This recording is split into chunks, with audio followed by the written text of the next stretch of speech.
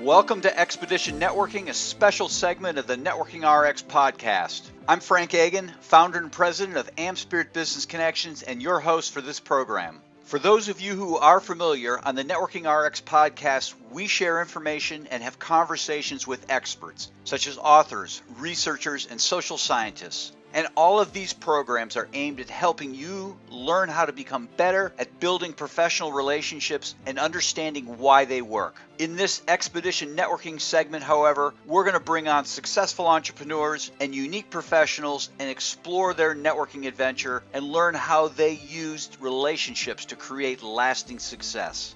Today on Expedition Networking, we have Ed Rush. 950 miles an hour. Now that's fast, but it's not nearly as fast as Ed flew in his combat career as a decorated F-18 pilot, which includes over 50 combat missions and 2 tours in Iraq. While in the Marines, Ed served as one of the country's leading instructors on aerial dogfighting and recently worked as a key player in the development of the new F-35 Joint Strike Fighter. After 2 combat tours in Iraq, Ed left his full-time active career to begin speaking, writing, and sharing his message that will change the world. He's got quite a list of accomplishments here, from small startups. He works with small startups, multinational organizations, CEOs, founders of organizations, political leaders, sports teams, national universities, Hollywood stars, and then it goes on and on and on.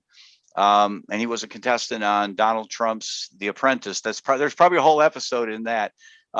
Best-selling author. He's got some great books out there. He's written a number of books, and he's been featured on CBS, Fox, ABC, NBC. Ed, welcome to the program. Frank, it's awesome to be here. I've been, downstairs in the basement doing push-ups and pounding coffee until our session today. You talk about networking. It was actually networking that brought us together. So just so honored to be on the show. And just for clarity, I was not a contestant on Donald Trump's Apprentice. It was just one of my clients. But okay. Interestingly, I have had about 50 people come up to me and ask me, what was it like being on The Apprentice? And I thought, it's interesting. It's in that intro that I have.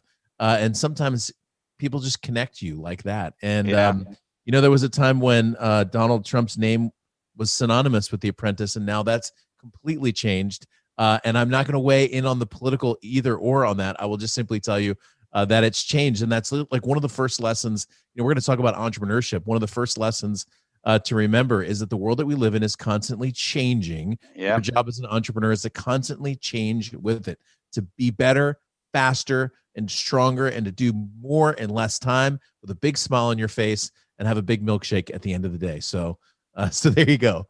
Awesome. Well, you've got quite a career. You got quite a resume here. Take us back. Where did it all begin? Yeah, so the first thing I'll tell you is I failed kindergarten. It's important for you to know that. I did kindergarten twice, which my daughter, by the way, recently graduated from kindergarten. I don't know if you've seen kindergarten. They do a graduation. They walk forward and they play the music and everything. And my daughter graduated with honors from kindergarten, which I thought was hysterical because, there was like 4 kids in her class. And in that moment of parental bliss, I remember thinking, how dumb do you have to be to fail this grade? And that was my story. And so I learned really early on that to be successful, I was going to have to learn from successful people and follow their patterns. And that was it. And that really led me not only to graduate from kindergarten, but I also graduated from college. I went into the Marine Corps as an officer. Learned to be an infantry officer first. Then I went into the cockpit of the F-18. I got very good at flying airplanes. I ended up at Top Gun, the school based after the movie, or the school where the movie was based after, I should say. Right. I also ended up as the leading instructor in the Marine Corps for several combat arms weapons, including 1-against-1 dogfighting. And I left the Marine Corps back in 2006 because I wanted to grow a business and change the world. Since then, Frank, I've written 5 books. I've spoken all around the world. I've helped hundreds of thousands of people, including over 462 one-on-one coaching and consulting clients. And I just have a passion for getting the message out of an entrepreneur and putting it into the world. As you're listening to this show, you have a message or a product or a service that is going to change the world. And the fact is, you haven't done it yet. And that's okay, because you're on your way to success. And my job is to just come alongside you like a great wingman would come alongside in combat and be an encouragement to you, maybe give you some tools, some training, and some tips to be able to take that message or that product or that service and go change the world with it. Awesome. Did you want to get into the military service when you were in high school? Yeah, so I had a lot of the guys that I was in the service with had like they had it all planned out in advance. I will just tell you, it was a total whim. I didn't even know when I joined the Marine Corps. I didn't even know the ranks. I didn't know anything. I was walking through the cafeteria my junior year in college, and a friend of mine was actually going to talk to the Marine recruiter about getting into the Marines. I'd say, I'll come with you. Let's see, what this guy has to say. I talked to this Marine recruiter. He had the goofiest uniform on, blue pants, red stripe, khaki shirt, which I learned the importance of all those colors later on. And I was there with my friend, and this Marine recruiter, Captain Timothy Florian was his name. He looked at me and he said, "Hey, have you ever thought about flying airplanes?" And I said, "Yeah, I've always wanted to fly airplanes. In fact, my grandfather flew me in an airplane. It's the first time I ever flew when I was 11 years old, and it caught my attention." And he said, "Well, if you want to fly airplanes, the Marines are the place to be. I can guarantee you, if you pass these tests, that you'll get a flight slot. Are you interested?" And I said, "Yeah, actually, I am interested." Next thing you know, literally, Frank, 6 months later, I'm in boot camp. I'm in Marine Corps boot camp. I showed up at about 205 pounds. I left at about 165 pounds. Steely-eyed, rock-solid Marine. And that was really, like I said, I had a better story before, like this, courage and loyalty. But really, it was just a whim. And it's funny the way God works in your life and who he brings into your life so that you can eventually find the place that you are. I always tell people who are young, sometimes young folks get so stressed out about their future. I said, look, your future is probably going to sneak up on you when you're not paying attention. So just grow into a great person, love the people who are around you, serve well, learn, be a constant listener and learner, and your future will probably sneak up on you. And by the way, when I say that to young people, if you're listening to this and you're 98 years old, I'm still talking to you, okay? Yeah. So it doesn't matter how young or old you are by age. If you are on planet Earth, you still have something to accomplish that's really great here. So this was your junior year in college? I was a junior. Yeah, I was a junior when I on a whim joined the Marines. Yeah. So you came back then your senior year, and yeah. So I joined a program where you actually do boot camp during in between your junior and senior year. So I went off. I went off to Marine Corps training in the summer of my junior year. I came back to college, and then I went through my whole last year in school, and then I joined, and then I officially became a Marine officer on my graduation date, May 23rd of 2005. Well, that must have been cool because everyone else is racing around trying to get a job, figuring out what they're going to do next. And you pretty much know. I think I had the dates wrong. It was 1995. Anyway, yeah, it was great. I mean, I knew where I was going. The Marine Corps, has a pretty good way of paying you. So it's not like you have to negotiate a contract or anything. Right. And I had something exciting, like my buddies were going off to like Anderson Consulting, which I know they were excited about. It wasn't really my cup of tea.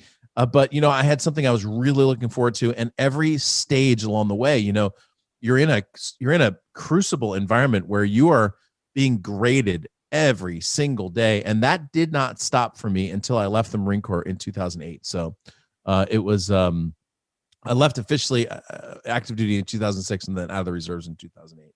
Now obviously your friend brought you to the table, to the recruiting table. And then you talked about the recruiter. I find it interesting. You remember the name. You probably would. Do they stay in contact with you once? I think I talked to him every once in a while. It's funny. These people from your distant past, sure. Thanks to the beauties of social media, every once in a while you find somebody and then they connect with you. Hey, what's going on? So it's just kind of really neat. I mean, social media has brought a lot of disaster to our culture. Sure. And it's heavily maligned in the sense that it takes away people's time and attention, and the way that they're filtering content now is not very ethical. But at the same time, there is an incredible power and tool to the social media platforms to create interconnectivity. I mean, the thing that we learned, we're recording this in 2021. I mean, the thing we learned over 2020 during COVID was we are interconnected. I mean, our planet is deeply connected.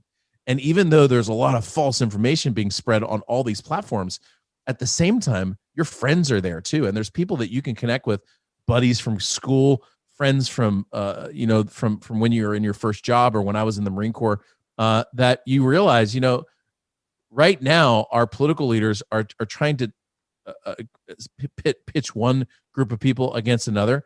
But when you look back in your life, all you see are people that you've loved, Yeah.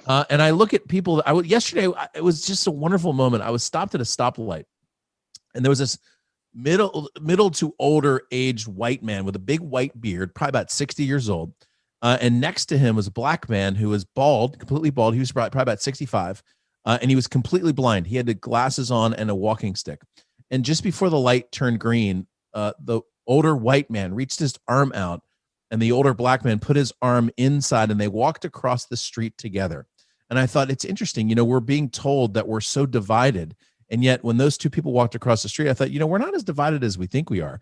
And when you reach back into your network on social media, you realize, wow, everything you need is right here. We're so connected. We are so resourceful. We're so abundant. Our world has so many gifts that it gives to us. And yet we're being taught to think of it as a very scarce place. So, as an entrepreneur, one of the most important things you can do with your brain is to show it how abundant the world is out there. Most entrepreneurs I know who are frustrated find they're in a mindset where things are scarce, but truly we live in this abundant and amazing world that's got great gifts and great people. And it's time for you to help grow that world as well. No, I think those are great points. And it's kind of, and not to be political, it's just, it's an observation. It's been a perfect storm of us being locked down and certain events happening, so we are kind of locked into the news, and they can, tell us things. And my gut tells me, okay, it's not right. That's not, but then there's another part of me that's saying, well, maybe I'm living in a bubble and my world is not everyone else's world. But I don't know. I totally agree with you. So there's an amazing book. I think I have it back on my shelf here, and I can't remember the name of the author, but the book is called Trust Me, I'm Lying. And it's a story of this person's trip through modern media. So, the media that we sometimes think of is the 1960s media. That's when Walter Cronkite used to go on the air and tell the American people, this is what's news. This is what's true. This is what you ought to believe about Vietnam. That's the way we think sometimes about news. Now, the way news is now, news is nothing more than that crappy clickbait image that you see at the bottom of some articles that you read. And I mean that in every sense of the word that I just used. The news companies have been losing subscribership and viewership for years and years and years, and they've discovered that they can grab someone's attention illegally and illicitly by essentially lying to them about the magnitude of a certain situation. They've learned using online pay-per-click ads or pay-per-view ads or cost per million ads. They've learned what keywords trigger people's attention. To do that, they need to leverage anger and fear, because those are the things they've learned to draw people into news. And so they literally go from story to story to story to, and I use this word purposely, to manipulate your way of thinking. So when would now be a really great time to not ever watch the news ever? How about now? And so one of the first things that I do with the people that I work with is I encourage them to go on a 7-day news fast. That's reading, watching, listening to anything having to do with the news. The first thing that happens when you do that, after about 2 or 3 days, you start to get worried. Like you think that something's going to happen and you're not going to know about it. Trust me. If something happens, you'll know about it. If something on this scale of like a World Trade Center or COVID-19, you'll know, because everyone will tell you. Okay. And I discovered I could get all my news from people who just told me what was happening, and I could live a wonderfully free and abundant life without even knowing or caring what is happening in the news. Now, here's a secret that you should know. I am on radio quite a bit. I do a lot of news radio. And there are times when I get on the radio and I still don't even know what's been happening in the world. And I can still answer the questions, because the truth is the news is the same all the time. Okay. Now, here's the other thing. I plan on being president of the United States. That's not a joke. That's not a publicity stunt. I actually even have a website up about that. I'm not a Republican. I'm not a Democrat. I believe in the United States of America, and the word united is important to that. When I am president, I still plan on not watching the news, because after all, if you're the president, you should know what's happening without having it to be filtered through CNN or Fox News or MSNBC or whatever. So I know there's a little side journey around the news, but it does come back to the idea as you as an entrepreneur, the first and most important thing you can do as an entrepreneur is to control the thoughts that are running through your mind. I want the thoughts in my mind to be the ones that I put there on purpose, the thoughts that I am cultivating and growing on purpose. The moment that I allow someone else to create or to manipulate or to violate my way of thinking is the moment that I lose track of that. And next thing you know, I'm thinking someone else's thoughts after them. And I will tell you that probably 80%, and more likely, probably more like about 95% of the American populace right now is completely brainwashed and controlled by the flow of news. The spirit of our current age is a spirit of fear. People are very afraid of things, not just COVID-19, but like everything else. That is a spirit that was literally just like Orwell's, 1984. It was thought spoken, given to us by the media. And the faster you can overcome that and create your own thought pattern, the faster you'll be on your way to abundance. So I know that was a side trip, but I think a worthy side trip on how to think and control your thinking and your mind, which is hugely important as an entrepreneur. No, I agree. I love to go home and watch SNL clips on YouTube. Now, some of that gets into news, but yeah, I would just prefer to laugh. And so here's an interesting statistic. In 2008, they did a poll of the American people, and they said, who's your most trusted news source? And in 2008, the most trusted news source was Jon Stewart of The Daily Show, which was airing on Comedy Central, which was not a news show. It was a parody of the news. And I thought, how interesting that by 2008, people stopped believing the news so much that they believed a parody more than anything. So yeah, I mean, sometimes the SNL skit will tell you more about our culture than the news will, sadly. Yeah. So yeah. Let's talk relationships here quickly. What kind of advice do you give your entrepreneurial clients as far as maintaining relationships? Yeah, I mean, I'm going to give you an anecdote about one of the guys in my network, and I will just tell you what I'm telling you. I do to a certain extent, but not near as well as I should. So, the single most connected person I know is my buddy whose name is Jeff. Jeff, if I said, "Hey, Jeff, I'm interested in meeting a person who's a hedge fund manager whose net worth is over $100 million," he would say, "Well, here, let me just introduce you to these three people." If I said, "Jeff, I want to know a professional golfer," he said, "Oh, I got two guys here. Let me just introduce you to these guys."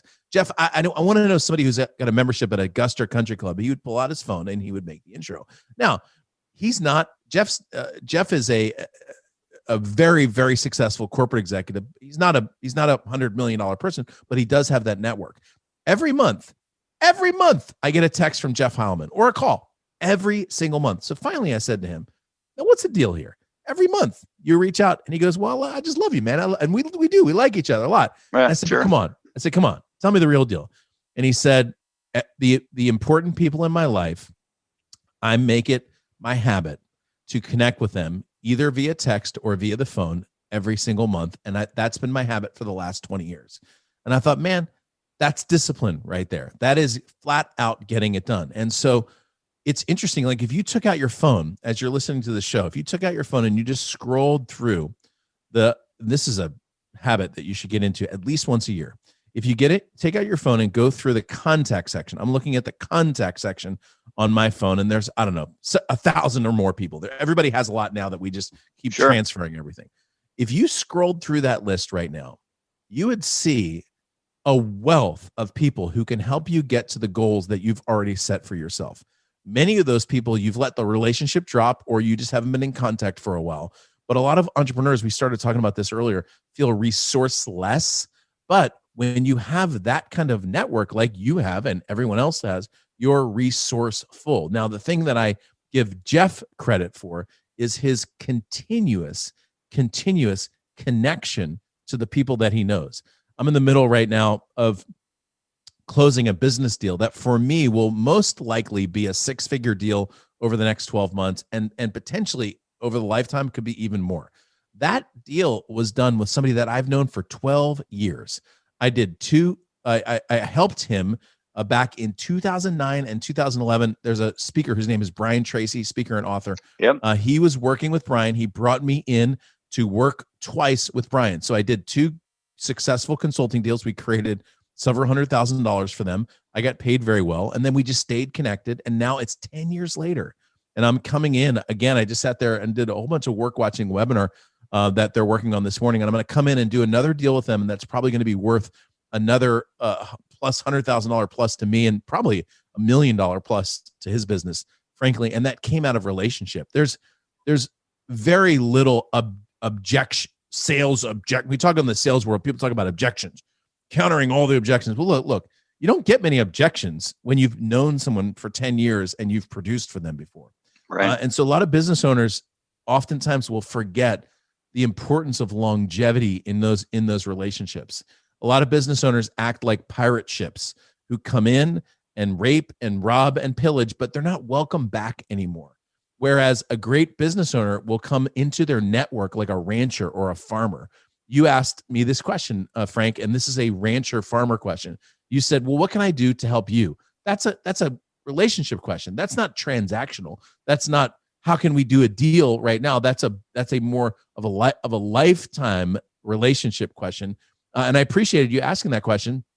And that's what a person does who gets out of that pirate ship transactional model and into a deeper and longer term relationship model where you're truly giving someone value. And I just use people like that. I've got other folks in my life that are like that as well. And I've got one guy, dude's in his 90s. And when I talk to him, even if it's been 5 years, he will ask me by name every single one of my kids. He'll ask me about my wife. He'll say, oh, so Faith, she must be at 16 now. He knows how old they are. Okay. Right. Now, I had dinner with him about 2 years ago. And I said, hey, George, what's the deal with this? You know everything about everybody thing. And he goes, well, I just care about you. And I said, I know, but like, how does this work? And he opened his computer and he said, everyone I know has a file. When I get done meeting with them, I write the notes down so that way, the next time I get together with them, I can remember what we were talking about and we can catch up on those things and I can catch up on their family. He has in my file, he has pictures of my family that he's dragged. I said, that's a person who's disciplined about their connections. And it's stuff like that that's so powerful. When someone says, hey, your daughter, what is she, about 16? I'm like, man, that's crazy. How would you even remember that? That tells me, when I talk to someone like that, that tells me, hey, I care about you. You're important to me. You're important enough for me to remember this stuff. And it doesn't take that much time. You create a file on your computer, you put some notes in there, and then you're good, So anyway, a couple ideas for you on the network stuff. That's great. Let's shift gears here. Let's talk about your business quickly and how we can get a hold of you, how people can get a hold of you. Yeah. So a couple different ways. So I told you coming into this that I was going to do something that I very rarely do. I think I've only done this once or twice before. I'm going to give you my email address. Actually, for those of you listening, I'm going to give you my email address. This is not my team. This comes to me. What I would love for you to do is I want you to tell me your story, what you're passionate about. Tell me the product or the service or the vision that you have. You can even do it in one sentence if you want to. And when you send that to me, what I will do is I will credit you with 2 tickets to my next event. Normally my events are in the $500 to $1,000 range. You and a guest can come as my guest, and it's just my way to say thank you. This is not a free event. Okay. This is a free event for you. So the people coming will have paid to come to the event. But basically there's 3 ways to get in touch with me. First, my website is edrush.com, which is the easiest website on planet Earth to remember. Even if you're on an elliptical right now, you can remember edrush.com, edrush.com. The second website is really simple. It's edrushbook.com, which is the second easiest website on planet Earth to remember. That's where you can get the discounted version of my latest book, 21 Day Miracle, which was Amazon's #1 best-selling business book and the 22 most popular book over all books on Amazon back when it launched 3 years ago. The third thing is the email address I promised, which is the word coaching at edrush.com, which is coaching. And then at my website, edrush.com. Like I said, just email me, tell me you heard me on the show, and I would love to give you tickets to the upcoming event as my way to honor you, Frank, for your awesome show and for having me on it as well. I really appreciate your time. This is, I didn't know what to expect coming in. You were introduced to me by Tracy. We had not spoken before today. Spoke a little before we hit record, but this has been a treat for me. So thank you. And thank you for your service to the country. Yeah, you're awesome, man. Thank you for saying that. Really appreciate you having me on. To wrap things up, remember, we're looking for some enterprising business types to join our team as franchisees of AmSpirit Business Connections. Our franchisees work with entrepreneurs, sales representatives, and professionals in their area to help them become more successful through networking and the exchange of quality business referrals in a structured weekly morning meeting. This is a unique franchise opportunity, you see, because these meetings are in the morning. A successful business type or professional can add this franchise opportunity onto what they're already doing. Again, all of our franchisees do something else. For a couple hours in the morning, a few mornings a week, these franchisees work the AmSpirit Business Connections model. The rest of the time, they're attorneys, accountants, realtors, coaches, and consultants of various kinds. The wonderful thing is that not only do our franchisees realize a financial gain from operating the AmSpirit Business Connections model, but the business networks that they build and develop become a great source of referrals for their primary business as well. Perhaps you know someone, perhaps you are that someone. Whatever the case, to learn more about the AmSpirit Business Connections franchise opportunity, please contact me using the email in the show notes or the one we provide at the end of this program. Thanks for joining us on the Networking RX podcast. Please put what you've learned into action today and let us know if you have questions, comments, or ideas for future topics. You can email them to us at podcast@amspirit.com. That's AmSpirit.com. Finally, so you never miss an episode, be sure to subscribe to the Networking RX podcast through iTunes, Overcast, or however you receive your podcasts. Now get out and network with someone. The Networking RX podcast is the copyright production of AmSpirit Business Connection. All rights reserved.